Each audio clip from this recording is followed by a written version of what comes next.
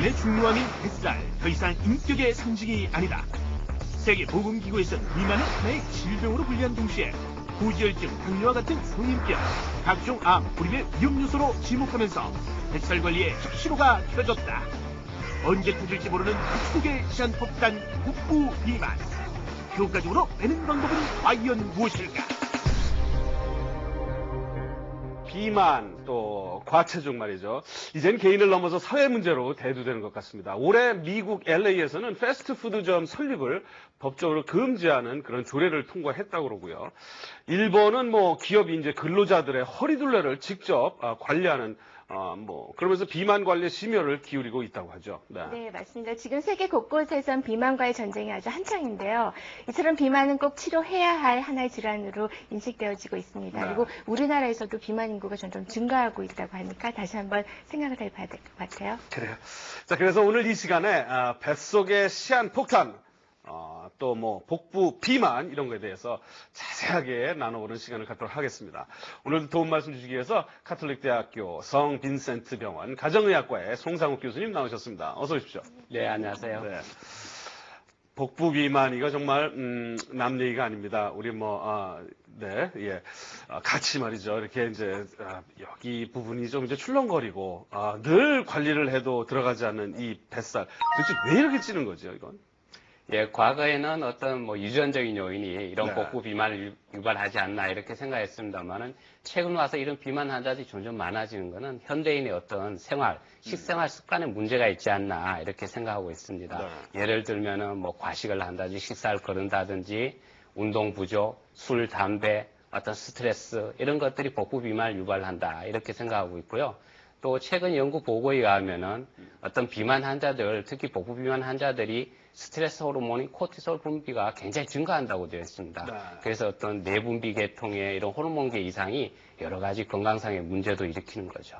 그럼 말이죠. 치료를 요하는 복부 비만인지 아닌지 요거 간단하게 알 수 있는 방법이 있나요? 예, 여러분들 이제 건강검진 이렇게 받아보시면 허리둘레를 이제 최근에 와서 재는 그 광경을 많이 보셨을 텐데, 우리나라 사람들 기준으로 따지면 허리둘레가 남자 같은 경우에는 90cm 이상, 인치로 따지면 36인치 정도, 여자분들은 85cm 이상, 네. 34인치 이상이면은 복부 비만을 의심해 봐야 합니다. 물론 이제 배에 힘 주지 않고 가만히 있는 상태에서 예, 우리가 이제 그렇죠, 복부 비만 측정할 때, 허리 잴 때 중요한 사항인데, 호흡을 길게 들여 마셨다가 충분히 내쉬는 순간에 허리 둘레를 측정하게 됩니다. 아니 그러면 여기 측정 부위가 어딘지 저기 좀 왜냐하면 우리가 이제 이 골반 위쪽에다 이렇게 혁대라니까 그쪽이 아닌가 싶은데 어디를 재죠, 요거? 예, 정확하게는 옆에 골반뼈를 만져보면 가장 높은 부위가 있습니다. 네. 가장 윗부분에서 손가락 2개 정도 위에서 측정을 하면 되는데 앞쪽으로 따지면 배꼽 부위 정도 됩니다. 가장 치명적인 사이즈군요.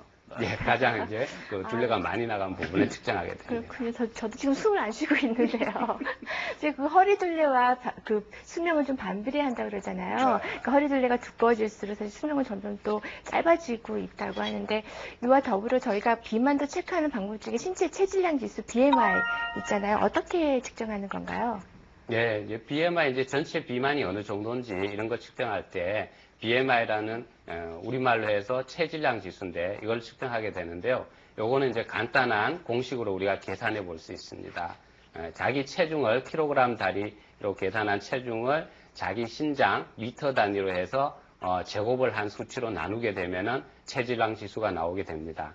그래서 그 수치가 18.5에서 23 정도 사이에 들어가면은 정상이라고 생각하시면 되고요. 예, 23에서 25 정도 사이에 들어가면 약간 과체중입니다. 그래서 우리가 어떤 식생활 습관이라든지 운동 이런 걸로 비만이 되지 않도록 관리를 좀 하셔야 되고요. 25 이상이면 비만인데 이런 경우 좀 더 적극적으로 필요하면 약물 치료까지도 시행하게 되고요.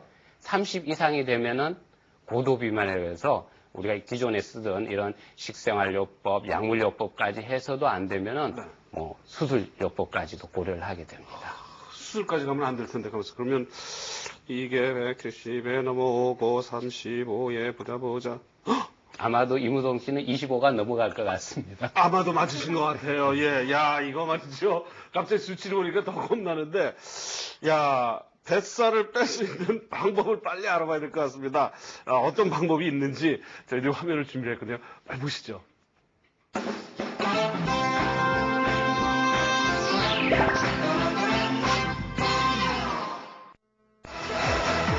건강하고 아름다운 몸매가 하나의 경쟁력이 된 요즘. 많은 사람들이 건강하고 아름다운 몸매를 위해 각종 운동과 식이요법으로 날씬한 몸매 만들기에 열을 올리고 있다. 하지만 각고의 노력에도 불구하고 잘 빠지지 않는 것이 있으니 바로 몸 구석구석에 자리 잡은 빈살 덩어리들. 날렵한 몸매를 꿈꾸는 사람들이 가장 먼저 빼고 싶어하는 부위는 어디일까? 골고루 다 그냥 전체적으로 허벅지, 볼살이랑 뱃살이요. 배. 뱃살이요. 뱃살이 많으니까. 배요. 복부. 뱃살 쪄서 빼고 싶어요. 팔뚝, 복부, 허벅지 중 가장 먼저 빼고 싶어하는 부위로 남녀 모두 복부, 뱃살을 지목했다. D라인의 전형적인 김형환 씨. 그 역시 뱃살 고민으로 병원 문을 두드리게 됐다. 제가 이걸 잘못 알린다고 가르쳐. 다 잘못 알린 거다. 수없이 다이어트를 해봤지만 조금만 소홀하면 찾아오는 요요 현상. 체중이 갑자기 많이 늘어서 한 3, 4개월 정도 운동을 많이 했는데 아무래도 좀 복부라든지 허벅지 잘 안 빠지는 부위는 아무 운동은 안 빠지더라고요. 근데 주위에 사람들한테 물어보니까 병원에 가서 좀 얘기를 들어라, 조언을 들어라 해서 이 병을 찾게 됐습니다. 복부 비만은 복부에 과다하게 지방이 축적된 상태로 피하지방형과 내장지방형으로 분류한다.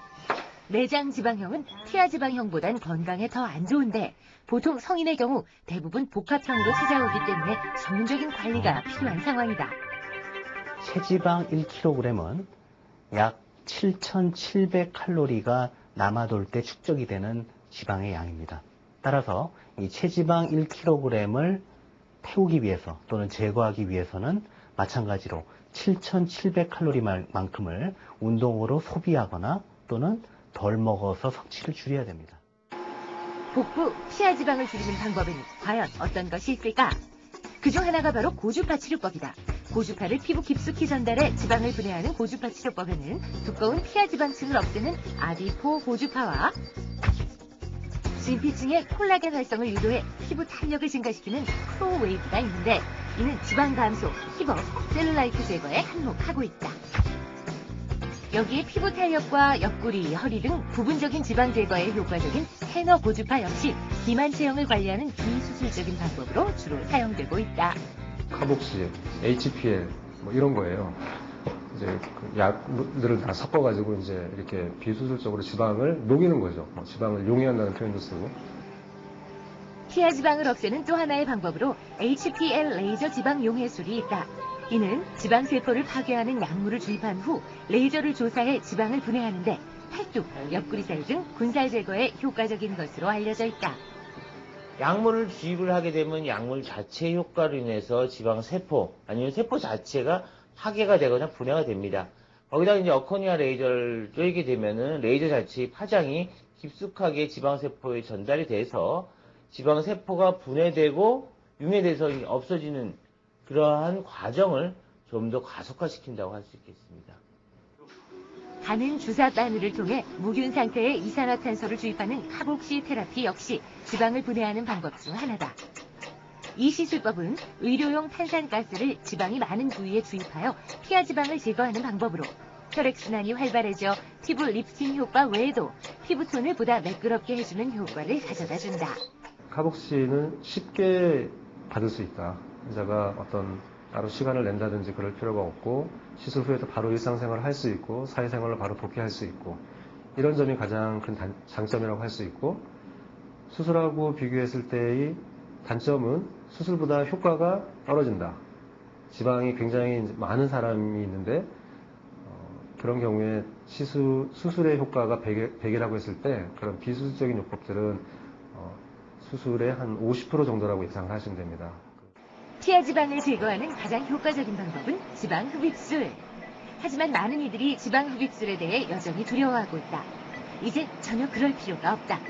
예전엔 피부 멍이나 울퉁불퉁한 피부 표면 등 각종 부작용이 유발됐으나 최근엔 의학기술의 발달로 부작용 없이 짧은 시간 내에 국소 마취만으로도 지방 흡입술이 가능하게 되었다. 지금까지 알아본 여러 시술 방법은 피부 밑의 지방, 즉 피하 지방을 빼는 방법으로 장기와 장기 사이에 있는 내장 지방을 해소하는 데는 그리 효과적이지 못하다. 피하 지방은 물론 내장 지방을 빼기 위해 가장 좋은 방법은 오직 운동과 식이요법이다. 만약 지방을 빼지 않고 그대로 둔다면 우린 어떻게 될까? 혈중의 중성 지방을 비롯한 그 여러 가지 지질의 농도가 과도하게 올라가게 되고 또 혈중의 인슐린의 농도가 올라가게 되면서 여러 가지 동맥경화성 상황을 유발을 하게 됩니다. 이 때문에 동맥경화가 진행이 돼서 뇌혈관에 문제를 일으켜서 뇌졸중을 유발하고 또 심혈관에 문제를 일으킴으로써 협심증이나 심근경색 같은 문제를 일으키게 되는 것이죠. 콜레스테롤을 높이고 성인병을 유발하는 복부 비만. 더 이상 인격의 상징이 아니다. 언제 터질지 모르는 시한폭탄임을 명심하자. 뱃살이라고 해서 뭐 다 같은 뱃살은 아니었네요. 피하 지방보다는 뭐 내장이나 혈관 같은 곳에 고여 있는 그런 지방이 더욱 위험하다고 그러는 것 같은데 우리 몸에 내장 지방이 쌓이면 요거 정말 요거 치명적이라는 건 저희들 알고 있습니다만 뭐 사실 요거 정말 어떻게 되는 건지요. 네. 우선 그 내장에 지방이 쌓이게 되면은 우리가 혈당을 조절하는 대표적인 호르몬 중에 인슐린이라고 있는데 인슐린이 기능을 제대로 못하게 되고 또 이런 인슐린이 기능을 못하게 되면은 여러 가지 또 문제를 일으키는데 대표적인 게 혈압도 올라갈 수 있고요. 혈당 수치도 올라가고 또 콜레스테롤이라고 얘기 많이 들어보셨을 텐데 이런 지방질 수치도 올라갑니다. 그렇게 되면은 우리 동맥 혈관에 이런 그 노폐물 찌꺼기들이 쌓여서 플라그라 그러죠. 이런 것들이 쌓여서 혈관을 좁아지게 만들고 결국은 동맥경화 같은 그런 혈관 질환을 유발하게 됩니다. 결국은 그 인슐린이 재구시를 못하게 되는 그 여러 가지 현상들이 생기는 것 같은데 그 복부 비만이 되면 원인에 따라서 그 질환들이 굉장히 또 많아지잖아요. 그러니까 어떤 질환들이 또 있을까요? 금방 말씀드린 혈당이 올라가다 보면은 당뇨병도 생길 수 있고요.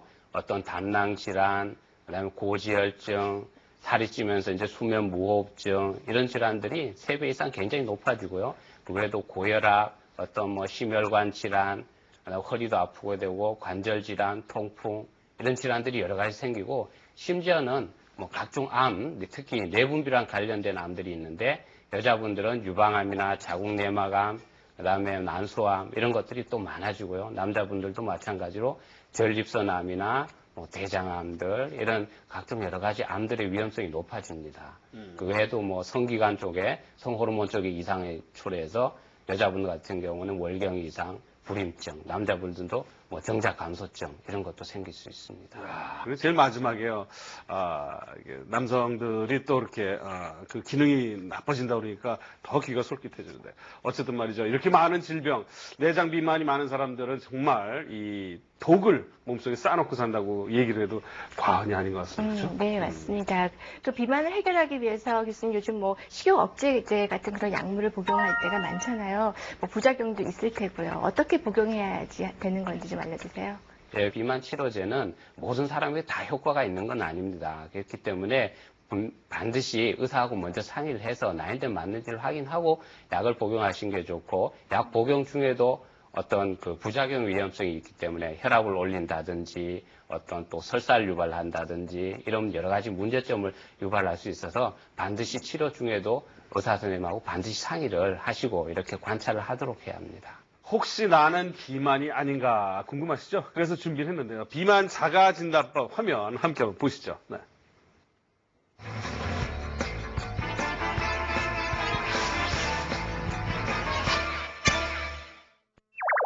네, 비만의 또 다른 이름은 습관병입니다. 잘못된 습관이 비만을 불러오는데요.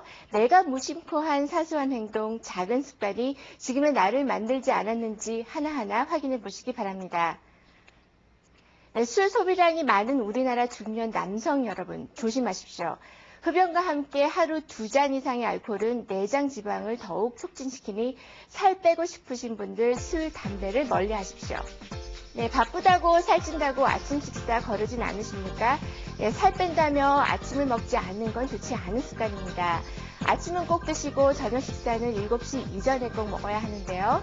아침, 점심 식사는 밥 공기의 3분의 2만, 저녁 식사는 오후 7시 이전에 반 공기만 드시기 바랍니다. 네, 짠 음식, 매운 음식, 단 음식과 같은 자극적인 음식은 비만을 불러옵니다. 네, 소금은 하루 10g 이하로, 설탕은 30g 이하로 섭취하는 것이 비만 예방에 도움이 됩니다. 네, 살 뺀다고 무리하게 다이어트 하신 적 있으시죠? 네, 무리한 다이어트는 건강에 안 좋은 영향을 끼칩니다. 네, 기존 체중의 10% 정도를 3개월에서 6개월 동안 천천히 체중 감량을 하는 것이 건강한 비만 탈출법입니다. 네, 무리한 다이어트는 외형적으로 날씬하게 보일 수는 있어도 건강을 더욱 악화시키는 지름길이 될 수 있습니다. 나에게 맞는 운동과 규칙적인 식사만이 건강한 아름다움을 만든다는 사실 명심하시기 바랍니다.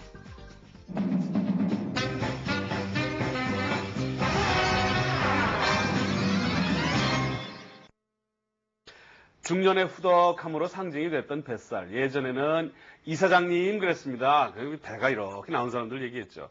그렇지만 이 뱃살 이제는 건강을 위협하는 시한폭탄이 된 거 여러분들 다 아시죠? 또 살을 빼도 금방 요요 현상이 오고 말이죠. 이게 뭐 잘못된 방법이 아닌가 싶어서 오늘 건강비법 대공개 시간에는 건강하게 뱃살 빼는 방법에 대해서 다 함께 알아보도록 하겠습니다. 네, 그 뱃살은 아무리 노력해도 잘 안 빠진다고 생각하시는 분들이 아주 많은데 오히려 그 방법만 알면 다른 부위보다 더 잘 빠진다고 하거든요. 네. 그 중에서도 내장 지방인데요. 그래서 이 내장 비만 어떻게 빼야지 되는지 그 방법에 대해서 한번 알려주세요. 네.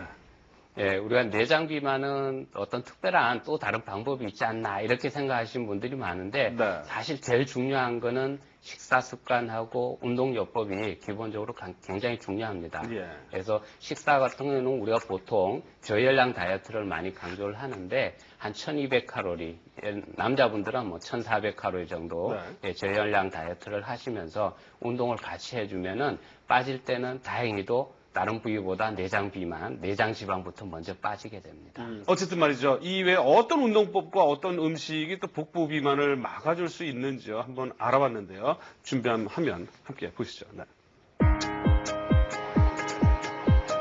거리를 지나가는 아줌마도 그리고 아가씨도 모든 사람들의 고민 뱃살.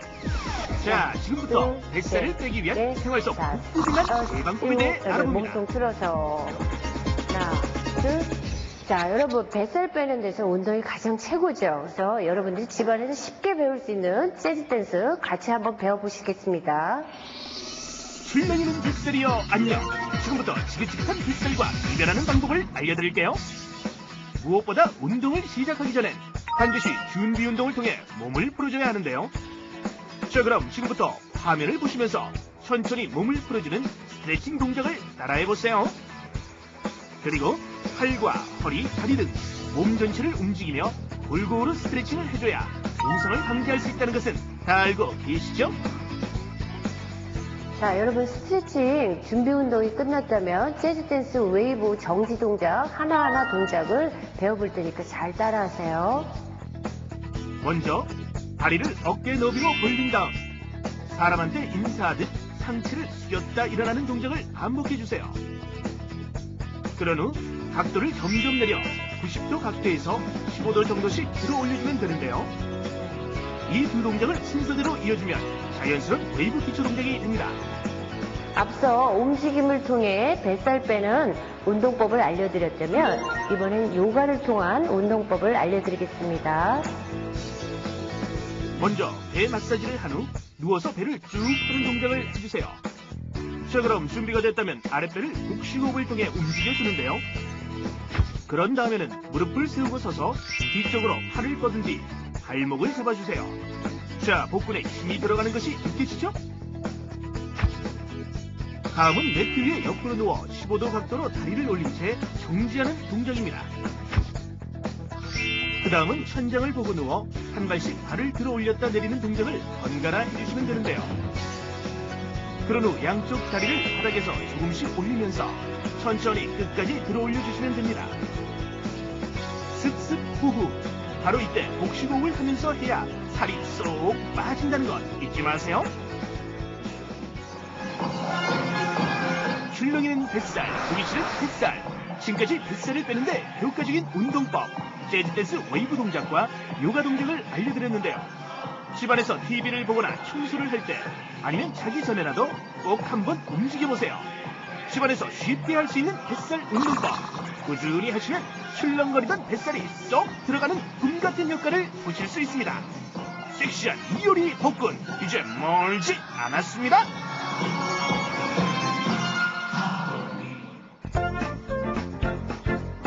비타민과 섬유질이 풍부한 야채, 그리고 뱃속을 편안하게 해주는 곤약, 단백질이 풍부한 두부를 이용해서 맛도 좋고 칼로리도 적은 단호박 두부 무침 준비해 보겠습니다. 비타민과 섬유질이 풍부한 단호박과 고구마 그리고 곤약을 이용해 만들어보는 다이어트 건강식. 먼저 단호박과 고구마를 썰어서 냄비에 넣고 한번 졸여보는 순서를 가져보도록 하겠습니다. 자, 여기 지금 껍질 벗고 껍질을 벗긴 단호박과 고구마를 한 입 크기로 썰어주세요. 냄비에 준비된 다시마 국물과 청주, 간장을 넣은 후 센 불에서 단호박과 고구마, 곤약을 함께 졸여주세요. 네, 양념이 골고루 잘 배이기 위해서 가끔씩 저어주시고요. 그리고 속까지 양념이 잘 배워야 되기 때문에 이제 끓는 걸 확인하신 다음에는 불을 조금 줄이셔서 은근한 불에서 잘 익히도록 하겠습니다. 그런 다음에는 버섯을 손질해야 하는데요. 먹기 좋게 자른 느타리 버섯을 석쇠에 올려 가볍게 소금으로 간을 한 뒤 향이 나도록 살짝 구워주시면 됩니다. 그리고 은행은 소금을 넣은 끓는 물에 넣고 데친 후 껍질을 벗겨 준비하고 물기를 짠 두부는 체에 올린 채 곱게 내려서 준비해주세요. 자, 이렇게 준비된 두부에 고소한 깨와 소금, 간장, 설탕을 넣어 양념을 한 후 졸여놓은 단호박과 고구마, 곤약을 넣고 함께 버무리다. 준비된 느타리 버섯과 은행을 넣고 다시 한번 버무려주면 칼로리가 낮은 영양 만점 다이어트 건강식 단호박 두부무침 완성이요.